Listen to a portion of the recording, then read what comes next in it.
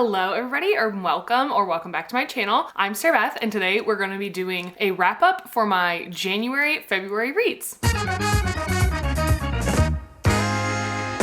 On a side note, before I get into all my reads, a lot of really good ones, but I am just like in the mood to make content and read this month, which I love. I feel like I haven't been in a huge, like, I just want to create and I'm doing stuff, but I'm like really loving what I'm doing right now. And I feel like that really helps. But I have a really cool reading vlog coming in March, maybe even potentially two.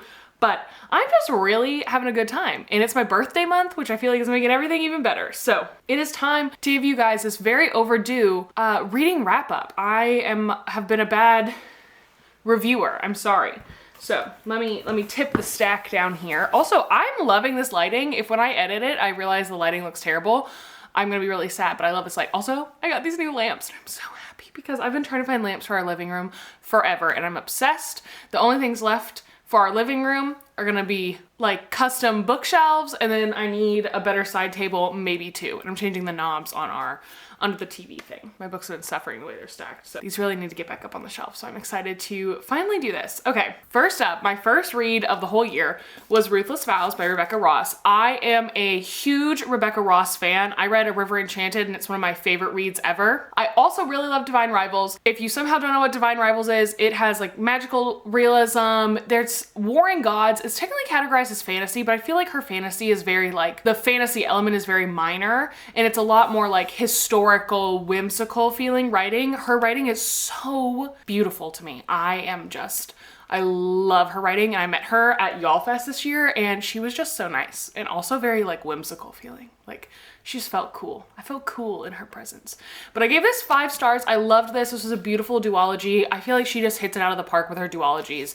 And if you enjoyed this, I don't know if you necessarily would enjoy A River Enchanted. If you love her writing style, I think you would, but A River Enchanted is very like Scottish, Irish feeling. So cool. Love the atmosphere. And the magic in that one is like tied to their, I can't think of the right word, but it's like they're tartans. They're the like plaid print shawls, skirts. They have a whole variety of them. But yeah, their magic in that book series is tied with that. But 5 stars, loved this. Also in January, I read Jade City. I gave this 4.5 stars. A little slow at times, but very interesting. This felt very, I honestly just want to say real. Like the people felt real. The like it was, the whole story honestly somehow just felt real, even though they have this like basically like enhancing drug that gives them these abilities. Kind of makes me think of like cocaine, really is what it makes me think of, but that's what Jade is. It was so cool. They felt, they felt so real. The only reason it wasn't 5 stars is because it's a little slow at times. This book also pulls no punches. This was so good. Very much so like a read it over the course of the month book for me, not a sit down and fly through it. There was just a lot to take in. But I love this. I'm very excited to read the rest of the series. I also read The Graham Effect. My son's name is Graham. But I love the Off-Campus series, the Briar U series, Elle Kennedy's hockey romance I'm obsessed with. So I was a little nervous because I feel like when it comes to like spin-offs or stories that follow like the characters' children from the main series, I just feel like sometimes that can be not done correctly and kind of almost taint the original story. I do not feel like this did this at all. It was kind of just like cute little callbacks to the original series. You saw some of the original characters as now they're the parents of these children. And it was really good. I honestly really loved it. I love hockey romance, but I gave this 4 stars. I will definitely be reading the next one, which I think is called The Dixon Rule. For the book club I'm in, our January pick was The People We Keep. I am not normally like a lit fic historical girly. This was so amazing, and I think this is kind of like pivoted what I have thought of that genre, and I'm trying to try out some more stuff in this kind of genre. I loved this. This follows like a girl's basically entire life, and she goes through a lot, and it's just so interesting. She's in a very bad situation at home, basically runs away from home and follows her, essentially like almost like running away from her problems her whole life until she's very much so an adult and is still running away from her problems. And there are a lot of parts of this that are heartbreaking and a lot of parts where I wanted to like shake the main character and be like, why are you doing this? But I think I gave this 4.5. Nope, just a flat 4. probably fair, because the one time I literally was like, you are an adult, please stop making the decisions of a 12-year-old girl. I loved this. If you're looking for something in that genre, it's definitely very, I don't want to say poignant, but like it has a lot of feelings. Not a light book, definitely a bit heavier, but I loved it. I read Tom Lake, which also, I'm obsessed with this cover. So pretty. Love everything about this book is pretty to me. It's just so pretty. I had to listen to the audiobook because it's narrated by Meryl Streep. I don't normally like to buy books in multiple forms, but a lot of the time I have a crap ton of Audible credits, and then if I find out that a book I have that I haven't been getting to has like a really good narrator or is a really good audiobook, I tend to listen to it. This is 5 freaking stars for me. I'm obsessed. This is a mom telling the story of how she became an actress and how she dated this other very famous guy. To her 3 daughters, they all have come home for COVID. And honestly, if you're not, COVID is just like not a big part of it. Cause at first I was like, I don't want to read a book set during COVID, but it's really not. Just this, the whole reason her adult daughters are home is because of lockdown. And I loved this. There's so many little like cute moments and things that tie into her husband and their story and her romance with this famous actor, and I loved every second of this. It is an amazing audiobook. I do feel like it would probably be a little slow if you were reading it physically, but a 5-star audiobook for me for sure. I also read Yellowface. This has the most unlikable main character I feel like you can ever have. This girl is best friends. Really, she does not like her friend at all, which is kind of rude, but they are both authors. The other friend, much more famous than her. This main character, pretty much not famous at all. Her book was a flop. Other girl is like most top author right now. And they're hanging out and her friend chokes to death and dies in front of her, and the main character steals her unpublished manuscript and then publishes it as her own. And then it follows all of the aftermath of that. And it is a wild ride start to finish. There were some times where I felt like it was a little dragged out, which is why I gave this 4 stars, but this is just a wild ride start to finish. I definitely recommend it because it's just crazy. I feel like this would be such a good book for a book club to like sit down and discuss. I also read The Unmaking of June Farrow. I love Adrienne Young's writing. I was obsessed with Spells for Forgetting. I loved this. I really want to get into Fable by her, which I think is like her YA pirate series. I mentioned that before. I really want to read that. Hopefully this summer. I feel like I get really into like pirates in the summer. I'm a big Pirates of the Caribbean girly. My husband finds that hilarious. I love that and National Treasure. Those are like my guilty pleasure movies, I guess. My husband thinks it is silly. I don't care. He doesn't really care. He ends up watching them all with me anyways. This follows a girl who's all of the women in her family can essentially like time travel, but they don't really know why, and there's all these questions, and this girl's grandmother dies and her mom disappeared forever ago. She is just looking for a lot of answers to a lot of questions that she has, and it follows June as she is like, what is happening to the Pharaoh women? Why does this happen to us? How can I fix it? 5 stars. I love her writing. It is so atmospheric, so transporting. I felt like I was June Farrow. Like, it was so good. I just love Adrienne Young's writing. I love any writing that makes me feel like I'm somewhere else. Like I'm in the story. I could not put this down. The first 100 pages might be a little slow, but once the time traveling kind of like kicks in, you're like, I have to know what happens. So in January, we all got sick, and for some reason, whenever I'm sick, I'm like, you know what's a good thing to do? Rewatch Bridgerton. So I started watching Bridgerton, and then I was like, you know what? I've never read these, and I just feel like I should. So I read The Duke and I on, I think it's on Kindle Unlimited. Sorry, my hair is being weird and it's bothering me. Thank you. Now I feel like I look like Goldilocks. Okay. I gave it 3 stars. It is an easy read. There's a lot more spice in those books than there are in the show. So if you watch the show and you're like, oh, this is a lot to watch with my mom, the book is much more. And also, I kind of loved the plot of the book. I don't want to say more.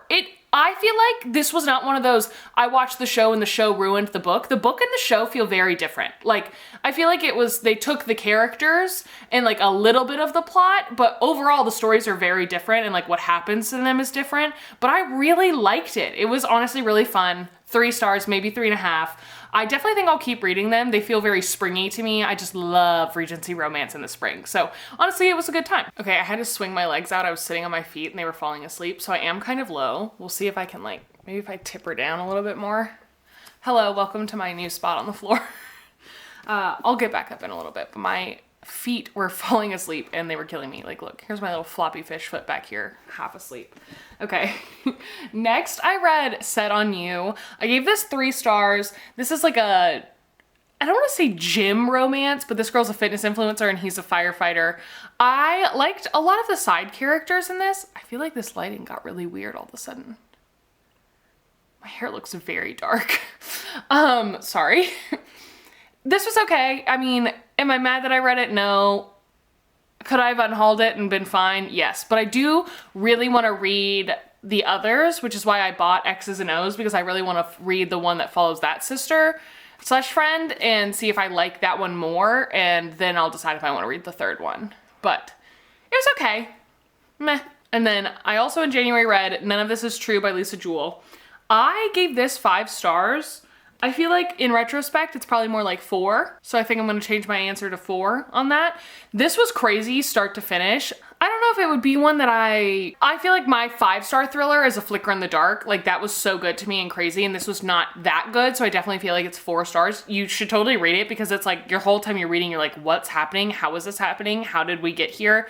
Why is this happening right now? So definitely really good, honestly. Follows 2 women who have the same birthday. One is very famous and has this podcast. One is basically like a nobody. And the famous woman decides to do a podcast on the nobody sharing her life story and how her life is gonna change. And it's just crazy. That's all I can say. And then we get into February, which was not as good as a reading month as January was. Although I will say I finished the Illuminae audiobook like 5 seconds into February, so really this was probably like a January read. This is 4.5 stars, honestly probably 5 stars. Another amazing audiobook. I totally understand why some people might not like physically reading this because it's an epistolary novel, which means it's told like through mixed media. So like images, graphs, IM chats, emails, reports. It's not told like a normal, like it's not, you're not reading like a whole story. I am obsessed with this. This was so good. I feel like I think about this book like all the time, which is why I feel like honestly it deserves 5 stars. My qualm was that it uses the F-bomb so much, and I just don't love that personally when I'm reading or like watching TV. Like I'm just like, we don't need to drop that all the time. Like I'm not gonna be like, don't say it at all. I feel like sometimes it has like impact, but it was just too much for me. But this was so good. This is like a sci-fi space heist on the run. They're on, basically their planet, the people you follow gets like attacked by this rival corporation, and they are on these ships fleeing from the people that were attacking them. And that's all you get to know. And there is some crazy stuff that goes down in this. I love this. And it is such a good audiobook. Also in February, I read House of Flame and Shadow, and I was honestly, quite frankly, disappointed. This gets 3 stars from me. I appreciate how SJM can like really grip you in the last 200 pages. What felt like the big battle in this felt very flat to me. A thing a lot of people were looking for, if you know, you know, after reading the end of the last one, fell super flat to me, and it felt like it was just thrown in there to get people's attention. I feel like the romance of the couple, the main couple, was gone, and I didn't care about them at all. And also, I think there is such a thing as too many POVs. I cannot read this many POVs. I thought Throne of Glass was a lot of POVs, and I'd love to look. I need to see like how many is it Throne of Glass compared to this, because in Throne of Glass it felt like a lot, but maybe it's just because I liked the characters more. Like the only people I cared about by this book are Rune and Lydia. Like Therion and Ethan's chapters bored me half to death. Ethan I wanted to like smack with the book itself. Bryce pissed me off the whole book. I felt bad for Hunt the whole book. I'm trying to think of who else is there. There's like 900 people in this book. Yeah, this was very disappointing to me. 3 stars. I honestly don't know if I will keep reading this series unless it overlaps with other stuff that we know about. But very disappointed in this. Probably an unpopular opinion amongst people, but it is what it is. I'm not gonna lie. I also read Fix Her Up by Tessa Bailey. 3 stars, fake dating, brother's best friend, celebrity romance, sort of. I guess he's famous, she's not. Kind of also Grumpy Sunshine. Wow, like every trope possible. Shout out to Tessa Bailey. If you want tropes, this is for you. This was okay. This was one that also I could have probably never read and I wouldn't have been bothered by it. I could have unhauled this and it would have been fine. I am very curious about another couple that gets a book after this because they're married and they're having issues with their marriage. And I haven't read a book, I don't think, that's like that, and I'm really curious how that looks. So 3 stars, it was fine. I read The Dead Romantics by Ashley Poston. I love The 7-Year Slip. It's like one of my all-time favorite books. This was also very good, not as good as The 7-Year Slip. I'm so excited for a novel love story that comes out this summer by her. I'm gonna scream. 4.5 stars. I love her writing. Half a star off because I feel like the big kind of like twist to this I saw coming from a mile away. And I'm not normally someone who like can get things like that. So figured if I got it, a lot of people could. And I don't know if maybe you're just supposed to kind of know that the whole time, but I didn't love that. I wish there had been some sort of different reveal. But this follows a girl who can see ghosts and talk to them. She's kind of like given up on that part of herself. She does not want to interact with them or anything.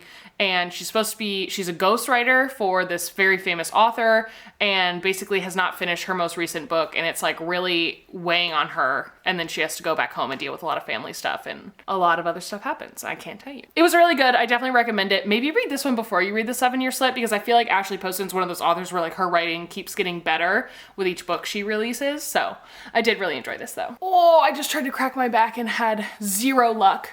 I'm back up on my knees for right now. We'll see how long that lasts. There's only like a few more books. Maybe I can make it. Maybe I can't. Okay, I also read Butcher and Blackbird. This was so good. There are a lot of trigger warnings in this. This follows 2 serial killers having a competition about killing and obviously their romantic interests for each other. This, I loved the main character. I'm very interested in reading the other ones in these. This book, like I said, has a mile-long list of trigger warnings right at the front of the book. Like, that's them, and it goes on to the next page. Now, I do feel like it's like gory. A lot of the stuff that it describes as gory, but a lot of the trigger warnings, I feel like it's great that they're there, but they were very minuscule. I was scared I was gonna one of them is accidental cannibalism and then cannibalism, and I was worried it was gonna be like some dude just straight up. And I was like, no, but it's very chill. Is that possible to use to describe cannibalism? Anyways, I really liked it. It was really fun. 4.5 stars just because the gore is a little much to me, but it was very funny. I loved a lot of the plot. I loved their romance, and honestly, the main male character was just fantastic. I loved him. He has groceries delivered to her house so that she eats and he can help her cook because he's a chef. I love him. So good. Oh, this was the home run of the month. A Fate Inked in Blood. It just came out. I'm obsessed with this. This is Norse mythology based fantasy. This main character is so cool. I'm obsessed with her. I'm obsessed with this world. And the way this book ended, I need book 2 right now. The banter, the tension, the romance, the fantasy element, the warring, all the craziness. I could not put this down once I picked it up. It was that good. I'm obsessed with this. 5 million stars. So good. I want everyone to read this, but then you're gonna be sad. Also, I need to go get the first edition because it has sprayed edges, and I love this so much. I'm gonna want the whole series in hardback. So good. Cannot recommend it enough. Then I read Raiders of the Lost Heart, which is kind of obviously like an Indiana Jones inspired romance. It was giving a lot of like National Treasure vibes to me. Also, obviously Indiana Jones, but it was fun. This girl, Corey, she's done her life's work on this Aztec warrior, and basically this anonymous person is like, hey, they're doing a dig for, I think it's Chamali, but I'm probably saying that very wrong, and they want you, but we can't tell you who's hiring you. And so she goes and finds out it's like her rival from college, and she's like, I hate him, he took everything from me. Very cool story, very adventurous. If you're looking for something to kind of like break up the monotony of romances, I feel like this was very different than other romances. And every time I thought I knew what a plot twist was going to be, I didn't. There were a couple that I saw coming, but for the most part, I was like, didn't see that one coming. That came out of left field. It was really fun. 4 stars for me. I do feel like it's got a lot of that like, and her thighs clenched kind of writing, which I don't love that with like spice scenes. I tend to gloss over those anyways. I'm not a big spice gal. I'll still read books with it, but not something I'm seeking out, you know? So enjoyed this. I honestly think this is really fun. Probably a very summery feeling romance. And then my last book I read in February that I finished, I'm almost done with Redeeming Love when I'm filming this. So it feels like it could be like a 4-star for me, maybe 5. But I listened to I'm Glad My Mom Died by Jeanette McCurdy. I haven't read a memoir before. This is my first memoir ever. I don't know if I'm gonna rate memoirs. If I would, I feel like I'd give this 5 stars because it was just like crazy. And I feel like she was such a good storyteller and told the story of her life in a very interesting way. But there are a lot of heavy topics in this that I wasn't expecting. I didn't look up like any triggers or anything, but it was intense. Like I wanted to hug Jeanette McCurdy after it. I mean, what a roller coaster. It was very good. Obviously, I think you should listen to it because she narrates it. Yeah, that was crazy. And then, like I said, I'm almost done with Redeeming Love. I feel like it's gonna be like a 4-star, but maybe something crazy happens and I'll bump it up to a 5. Or maybe it gets really boring and I bump it down to a 3. So that is it for all of the books I have read that I have not updated you guys on. I'm so sorry. Maybe every 2 months I'll be able to get a wrap up in, or if I go crazy in March, maybe I'll do a wrap up for March. But I feel like this is a good amount of books. You got a lot of options here from me. And if you haven't already and you're interested in my game Shrink the Shelf, please follow the Kickstarter below. Also feel free to sign up for our newsletter. I'm thinking about maybe doing some like bookmarks and other fun like reading trackers and stuff like that. Follow the Kickstarter for updates, for all the info. You'll know immediately when the game is being up on Kickstarter, so you can go ahead and hit fund on that for me if you're interested. But thank you guys so much for watching. I love talking about books and I'm so glad I'm in such a creative mood this month. Hopefully we get some great videos and some great reads out of it, but I'll see you guys next time.